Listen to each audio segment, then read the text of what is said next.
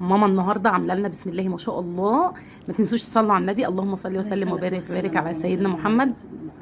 بص ما شاء الله عامله لنا رز ابيض وسلطه.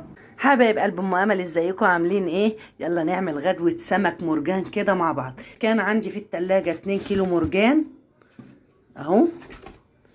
تمام، انا بس عشان كانوا متلجين اهو متنضفين كده وكانوا في التلاجة.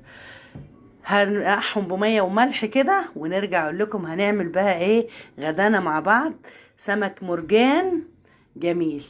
هنا حطيت معلقتين توم كبار، طبعا انتوا عارفين السمك بيحب التوم. وهنا دبت فلفل وليمون هقطعه، بس عشان بصور ماسكه الكاميرا هقطعه وارجع لكم. قطعت الفلفل، هحط شويه كزبره ناشفه، طبعا السمك انتوا عارفين بيحب الكزبره الناشفه، وشويه بهارات سمك.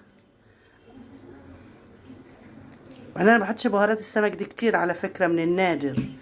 وشويه كمون، اهم حاجه للسمك الكمون والكزبره، دول اهم من البهارات ومن اي حاجه.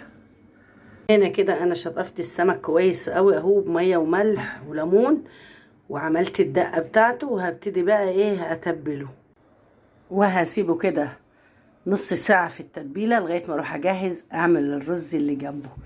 بص بقى جميل، بص عملت باقي التتبيله اللي زادت عملتها عليه من بره. شويه زيت، وهنا بقى حطيت الزيت اهو ماشي تمام، وهحط السمك اهو في الدقيق وارجع لكم. كده رصيت السمك اهو كله يحمر بقى واقلبه.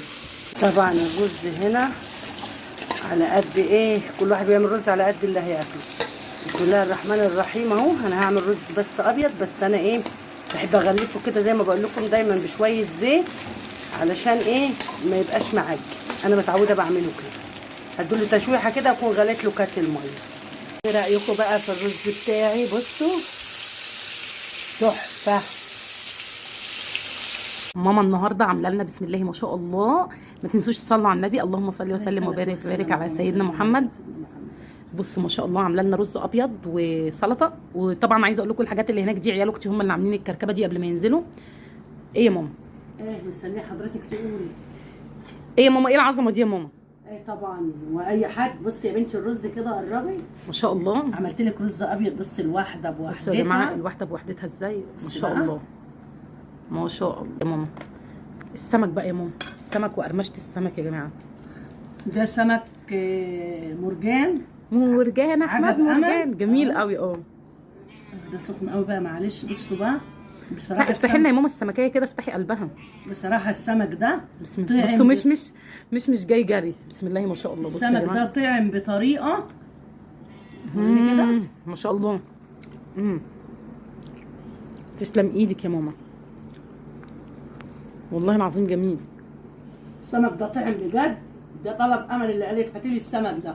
بصوا يا جماعه بقى، لو عامله لكم الطريقه وعامله لكم كل حاجه مع فلفل ومع الليمون ومع ملح.